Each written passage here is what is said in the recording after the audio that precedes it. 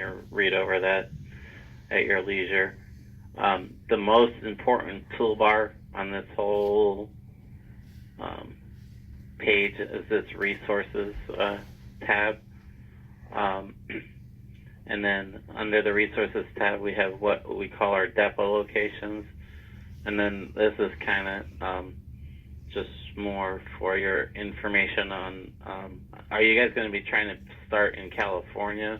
Yes. We don't have anything in Croxton, so this will be important to you where you're going to be picking up the boxes from, because we store all our equipment on wheels at depots or CY yards or terminal, whatever you want to call them. They're not the normal BNSF terminals. They're outside yards or outside depots.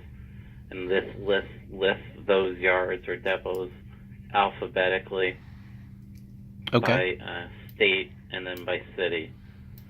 So, for example, in LA, we have one major depot, which is Fleet Yards Inc., and that's located in Southgate, California. This is their address, their contact number, and their hours of operation. 24/7.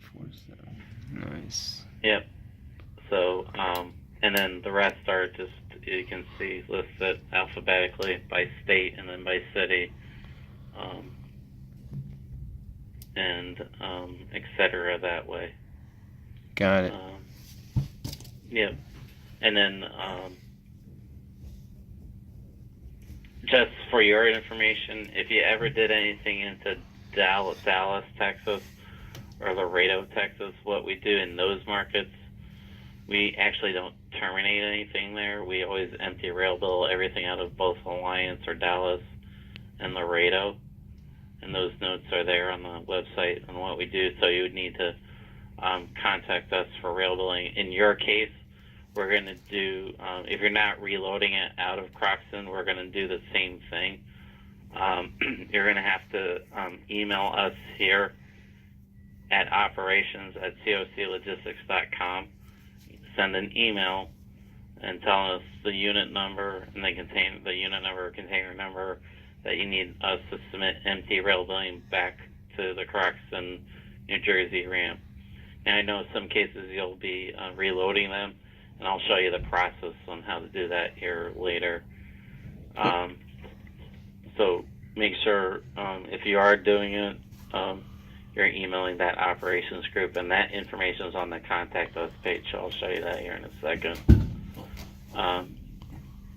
So that's kind of our depot list. If you ever need it, you don't have to log in and get it or anything. It's right on our homepage under resources. Then we have our per diem policy, and I'm not quite sure how that works with you guys, if you're on our standard per diem or if you got something different contractually. I'll just go over what our typical standard per diem rules are, and like I said, I'm unaware of any changes to our standard per diem for you. So what happens is you get the day of reservation free, and the day of the reservation is the day you make the booking or the reservation. It's not the day you outgate it from our depot.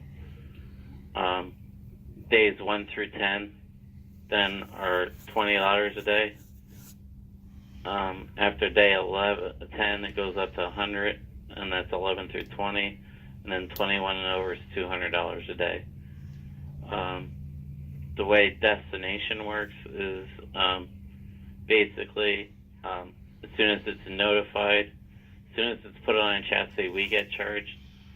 So notification through day 10 is $20 a day, 11 through 20 is 100, and then 21 and over is 200. If you cancel before 23:59 on a day of a reservation is made, then no per diem will apply. If it's after that time, then you'll have the applicable per diem based on the per diem schedule above. And that's kind of how the per diem works on a standard basis and rules. Does that make sense? It does. Okay. And then, again, that's right there for you to review. You don't have to do it or anything. We also post the fuel surcharge weekly for BNSF and NS, and then we do some northbound Mexico loads, so we have a Mexico fuel surcharge table. If it originates on the West Coast, obviously BNSF fuel applies. If it originates on the NS, obviously NS fuel will apply. As you can see, BNSF and NS are pretty much in line. And we go by their fuel and their dates that they post on their website.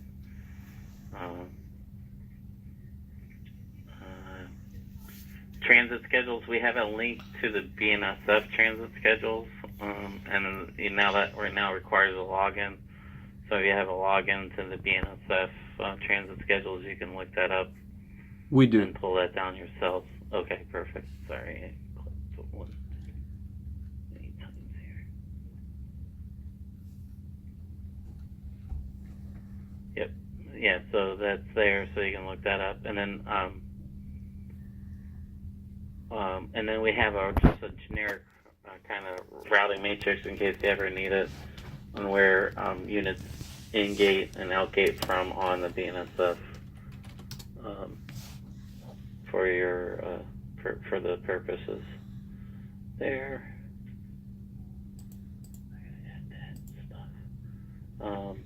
We gotta update that a little bit. Equipment. We do post what our boxes look like with the interior dimensions, the door opening, just kind of generic information in case you guys need it for quoting purposes or loading purposes.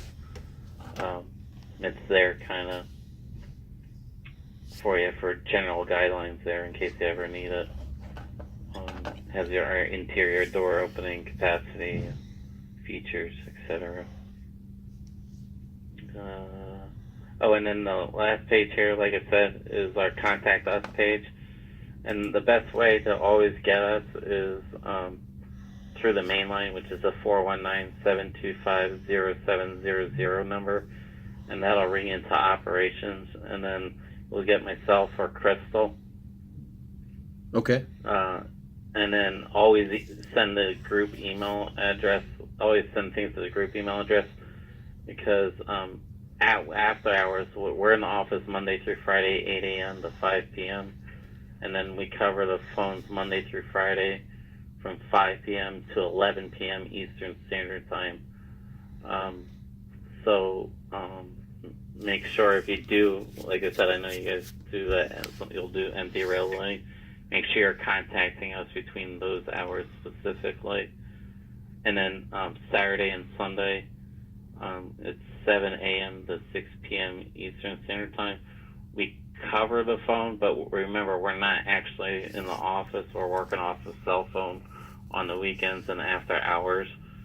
So if you do get a hold of us, make sure you leave the voicemail and do send the email, especially after hours. Myself, Crystal, and our general manager, Robin Harder, we rotate the phones on a weekly basis to do that after hours coverage. So, okay. Just bear in mind for after hours and the weekend, it's one of us, and we're kind of working off a tablet or cell phone.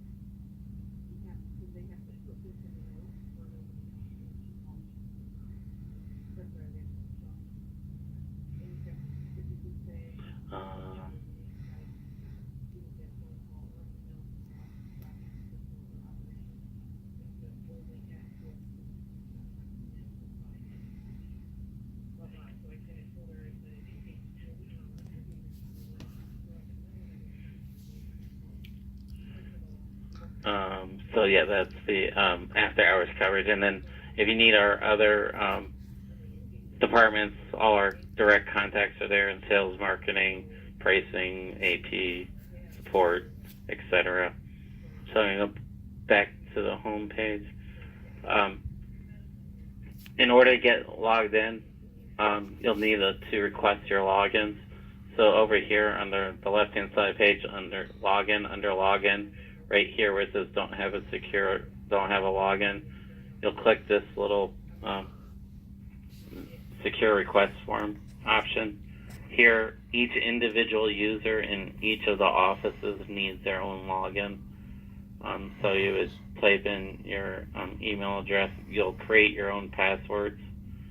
You'll type in your first and last name, your customer number, company name, telephone number, and then if you have a group email address, that's required. You must provide a group email address because all the notifications are sent to both the individual user and then the group for backup purposes in case that individual user is out on vacation or out sick or out of the office for another reason. If you have after hours contacts, if you have a phone number or email, provide that as well in case of emergencies and we need to contact you for some reason. So once everybody gets their request their logins, they'll go to management for approval. And then once you fill out this form, you'll just click send request. And then management will review it, approve it for login if all those details are in there. And then that person or individual will be able to get logged in. Once you're able to get logged in, I'll show you what this looks like. Hey, Ralph, I got to bail out. I look forward to working with you, and I'll give you a shot my next trip out to Southern California. Sounds good. Is that Steven? Yes, sir. All right, Steven. Sounds good. It's Oscar. Good deal. Again, appreciate your interest, and don't hesitate to give me a shot if I can be of assistance in any way. You guys have a good one. All right, you too, thanks, sir. Steve. Take care. Yep. So then what happens is once you get logged in, this will take you into what we call our dashboard page. And then this is where the nuts and bolts of the stuff operates. We do up here at the top list all those fields we just talked about. And then we do have some quick links to both the after hours email resources page and the contact us page. So it's there at the top if you ever need it for a quicker reference. Before I kind of get into these options on the dashboard page, I want to kind of explain how you'll use them if necessary. So down here where it says hub, in each hub we list all our depots where we store our containers at, and then on the right hand side it'll say it'll list whether or not we have boxes in those depots for reservation. If you ever see a number on this side on the left-hand column, that means you can go right to new reservation and make a reservation. So for example, in Chicago, we don't have anything at Chicago Intermodal, but we do have 11 boxes available for reservation at JAS. So if you wanted a box in Chicago, you could reserve one out of JAS. You would just click on New Reservation. You would select the origin hub, the origin depot, because you saw we had available at JAS. You would select JAS, and then you would click Save. And then what happens is the 6-digit reservation number will be provided to you. An email will be sent to the person that logged in that made the reservation, and then the group email will be copied in. And then on the email, it'll have additional details at the bottom of the email. It'll give you your the address, location, the hours of the yard on the email. So when you get in there and start making bookings and reservations and stuff, make sure you're receiving the emails. The emails are from an automated generated email server, so make sure you're receiving those emails in the beginning. If you're not receiving them, let us know, because just so you guys don't get frustrated, and we want to make sure everything's being communicated to you clearly. What is the SPQ? Sorry. Yep. So you should have received as part of the setup package SPQ numbers from our pricing department, Cofc. Right. And those numbers are profile numbers or route numbers or Okay. lane profile numbers, whatever you want to call them. So in order to submit your rail billing, each lane requires that you put in that route number or SCQ number or profile number, whatever you want to call it in your system. So an SCQ number is the lane in which you want to ship the container, like LA to Croxton. You'll need that number in order to do your rail billing. So I see. It's also, it lets us identify us. It helps us operationally to identify that you are an SPQ customer, that you're requesting a box in this specific lane for this specific route. And it helps us manage that as well internally. And where it says transactional / SPQ, what does that mean? What that means is we have some customers that move stuff at what we call a transactional rate or an FAK rate, but the majority of our customers all have SPQs. It just allows us to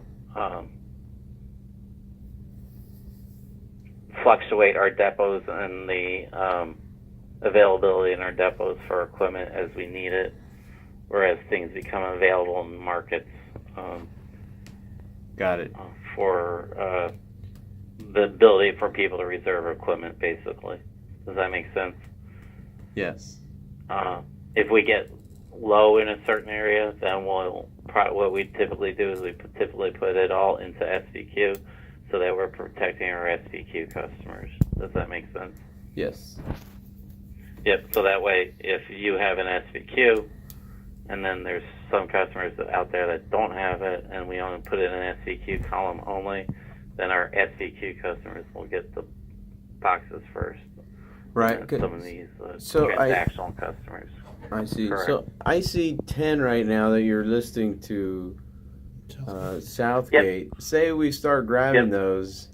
We're, like you said, we'll start sending a reservation for them to be moved to be available first. How long does that take? Well, that depends on your driver availability, because first off, you have to, after the call, I'll give you your customer numbers. You can get in there, make your request your logins. And once your login's improved, you can go in there and start making reservations or add in requests. And then remember, we're a ramp-to-ramp operator, so you'll have to dispatch your driver or your carrier to go over to the yard. Okay. So you'll make a reservation first. That 6-digit reservation number, your driver or carrier will need to allocate the unit from the depot. Got it. And Does he have to have a printout, or can it just be the number? I could just call him with the number, or does he need a printout? He doesn't need a printout, as long as you just make sure, two things. Make sure you're getting the email so you have a backup copy of that. And then the second thing is he just needs that 6-digit reservation number. And then the first time he goes, he'll probably need the email or the printout because he'll not know where to go, and the email has the address at the bottom of the email. Does that make sense? Yeah. So the first shipment you do, they'll probably need a printout or at least a backup copy of the email so they know where to go to get the containers. I see. So if you say the email has the address, the hours, and all that at the bottom of the email. Gotcha. So after 10, let's say we're running 12, or you guys have only 2 left, and we need more. How do we go by and getting more? Yep. What you do is, so let's say, for example, you're needing more equipment, and nothing's available. Let's say both of these are zeros. what you do is you can go on our wait list. It costs nothing to do this, and you won't get charged. So what you do is go to that forecast wait list option here, which is this option in, that third option in.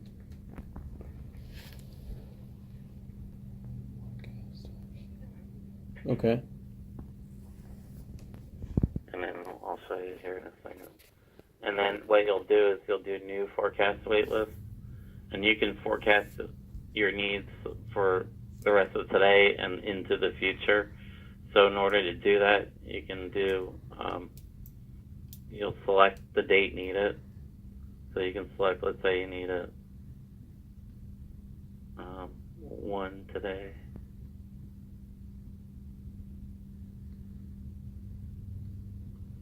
And then here you would type your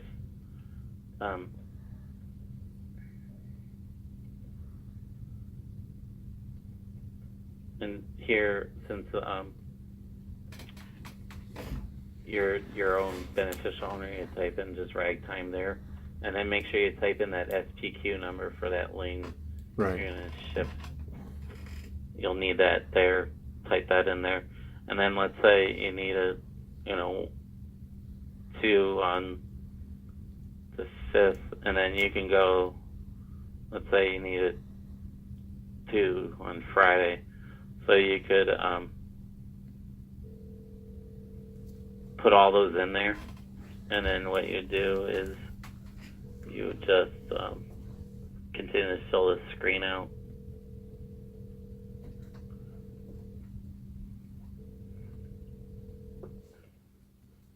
And then once you complete the screen, I'm going to just do the 2 for now. You would click save, and then you'll get an email copy. The user will get an email copy of going on the wait list. You'll get wait list numbers. The wait list numbers just let us know you're on our wait list for equipment in that area because we were out of equipment at that time. And then the date needed that you put in there, that's the day we'll fill it or grant the reservation if we have equipment. This wait list number is not a guarantee of equipment. It just let us know what your needs are.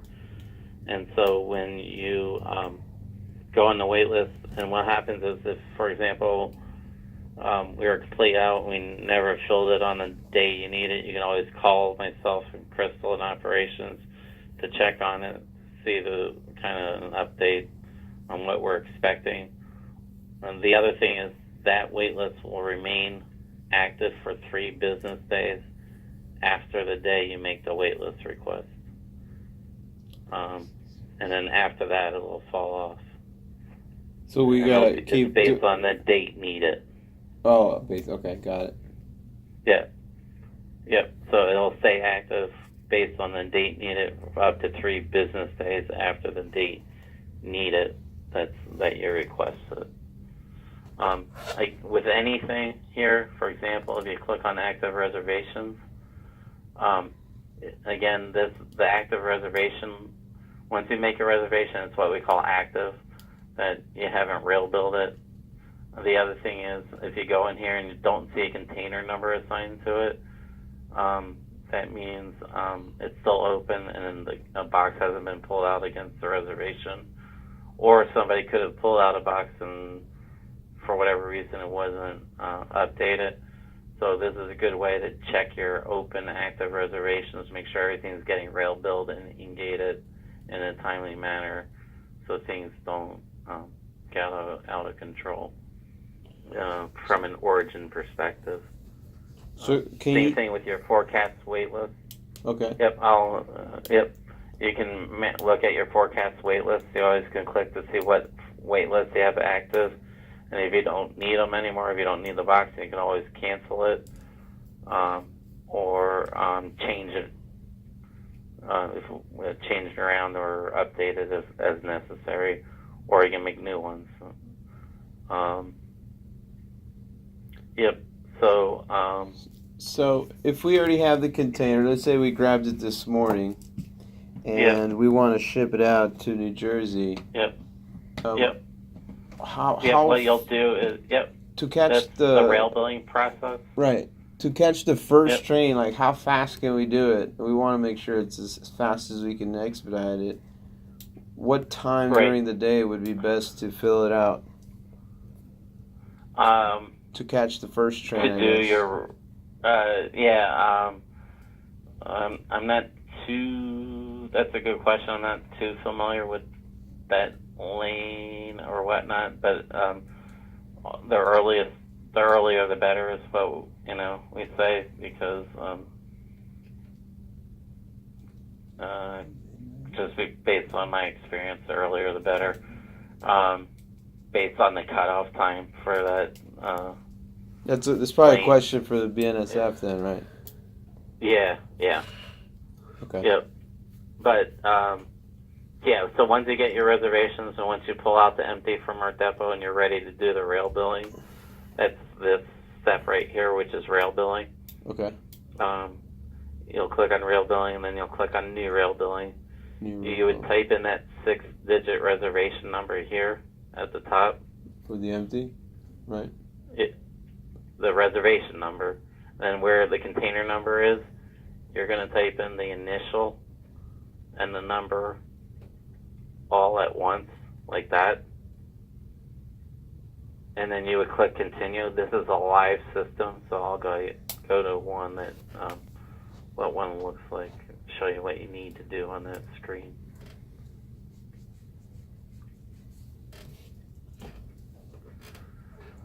So once you get into the rail billing, the 6-digit reservation number will appear here. You'll already locked in your container number because you typed that in. Where it says customer, it'll say you. It'll say right time here. Make sure you select yourself as the customer through that drop down.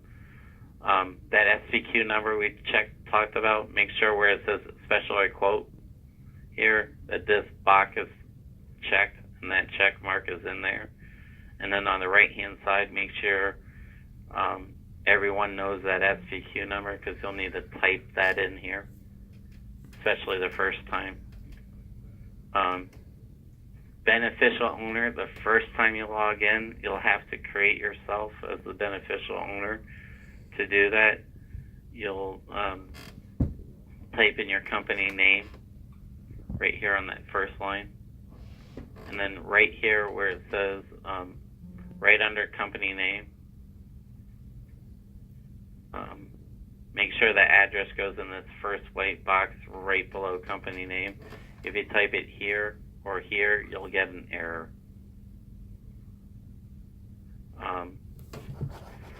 You'll type in the city, state, code.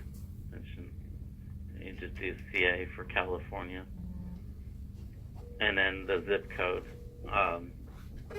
And you'll create you'll do that for the beneficial owner. We don't need contact names, phone numbers, or anything like that. Just make sure that this main information is filled up there. Origin hub here, it should say like Fleet Yards Inc. or LA Commerce. Destination hub should say Croxton. It'll show their routing. Shipper, you're going to have to do the same thing. You'll have to create yourself as your own shipper. Again, you'll type your company name here, the address, city, state, and then zip again. And make sure the shipper is your California address, and then the consignee is the New Jersey address. Once you create your beneficial owner, shipper, and consignee name, make sure the notify party. In Croxton, I don't know if you guys use an outside agent or yourselves. If it's yourselves, again, you'll have to add yourself as the notify party. If you're adding yourself as the notify party, make sure for the notify party, the phone number and fax number is filled in so the BNSF can notify you or the NS can notify you properly so that BNSF can transmit that information. Make sure you just type in the numbers with no parentheses, dashes, or anything in those fields. And that's for the notify party only. Commodity code, we need the commodity code of the product you're shipping. If it's just the FAK commodity code, use the FAK description and commodity code and description over here. You'll need to provide your estimated pieces. If you don't have an exact count, you can do one container and then your estimated cargo weight. And then the last thing is we'll need a pro number, reference number, or dispatch number from your system so we can match up invoices for the accounting purposes. Got it. Yep. And how about to pull on the New Jersey side to take a empty container back to the yard or a loaded one? It's the same process? Yep. No, remember for the empties, you're going to need the email operations at cofclogistics.com because we have to submit the empty rail billing. If you're going to do a loaded one, good question. So what happens is if you move a load from LA to Croxton and you're going to move it back loaded, what you'll do is you'll use this option called rebook container. Right here, what'll happen is you'll type in the container initial and number you want to rebook. It'll close out your previous load, and then it'll give you a new reservation to do the rail billing for the new load. Does that make sense? Yes. Yep. Now for empties, you got to email operations at cofclogistics.com based on our hours of operation, which is Monday through Friday, 8 a.m. to 5 p.m., and then our after hours coverage. And make sure if it is after hours, you are sending in that email to that operations group. And then within our guideline of time here. Yeah, so the empties, you'll email operations, and then with the loaded, you'll rebook it and do the rail billing process. And then once you start rail billing your first few loads, give us a call. Myself or Crystal will walk you through that process just so you don't get frustrated doing it the first time. The first few, one or two, always takes a little extra time because you got to create all your customer numbers or shipper numbers or whatever you want to call them and get yourself set up in the system. After that, you'll just be able to select them from the drop down. Does that make sense? Yes, it does. Okay. So once things get rail billed and things get moving, you'll click on container tracking, and then under container tracking, it will give you some basic trace information. So it'll give you the reservation number, container number, the customer number, your load number, the OD pairs. With the BNSF, you'll get the ETA, the goal date, and the last free day. Some of this information we're still working on getting set up from the NS, but with the BNSF, you'll get that information. You'll get a waybill number for the BNSF.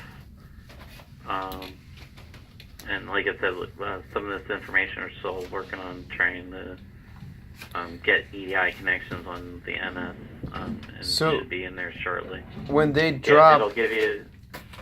I'm sorry. When they arrive, we'll be notified via email, or do we have to wait for BNSF to notify us, or we just check ourselves? No. Like for example, for what? For the notification. Yeah. Once it drops into Croxton and they're ready to get picked up. Yeah. So whatever notified party you put in there, if that's yourself, you'll be notified. Okay. So you'll be notified by fax from the NS that the unit's available on chassis on wheels. Copy. Yep. And then all that information will be listed here. The in-gate date, the notified date will be listed here.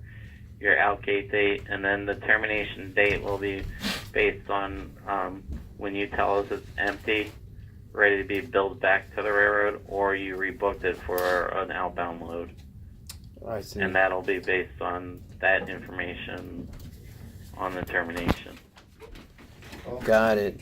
Okay, and then you're saying the rates, as far as the rates for each lane, you can't access it there. It'd have to be through Kathy, the email original. No. Good. Kathy should have published them already for you. You should have gotten an email copy of it. Okay. So you can see them online. This tab right here where it says rates. If you'll click on that. Okay, on rates. And then it'll appear for you guys. Like I said, this is just a demo system, so not everything's in there. So yeah, if you click on rates, your SVQ numbers should show up by number, and then by origin, and then by destination, and all that. That all should be online for you once you get your login. Do you know if the transit time is the same if just going through BNSF itself, or is there any time added? That's a good question that I don't know. Okay. So there's no like matrix on transit times that you have on the website, or that we know of? No, not this, for this specific. I'm not quite sure. I can't answer that directly. Okay, so I think it's through BNSF, right? Because we're probably going to keep the correct, same transit expedited service, is what I'm thinking.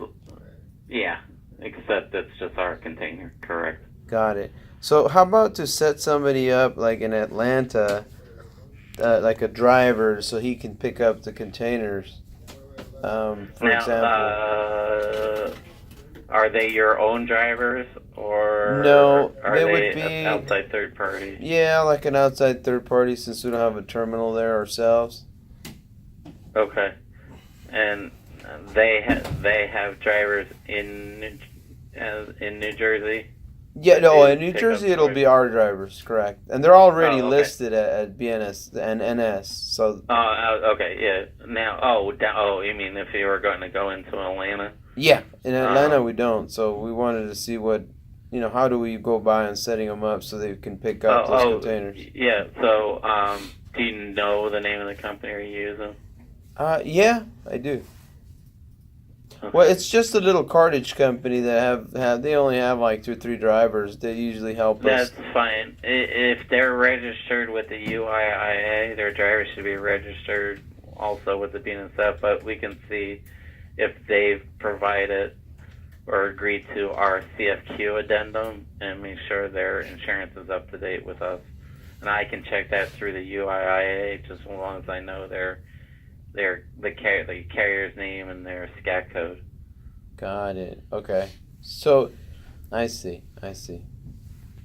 So we could set them up here. We have to check that. So if you happen to know that, you can email that over to operations, and we can check on that to make sure they're authorized to pull our equipment. If they're not authorized, we would tell you what's missing and what they need to do.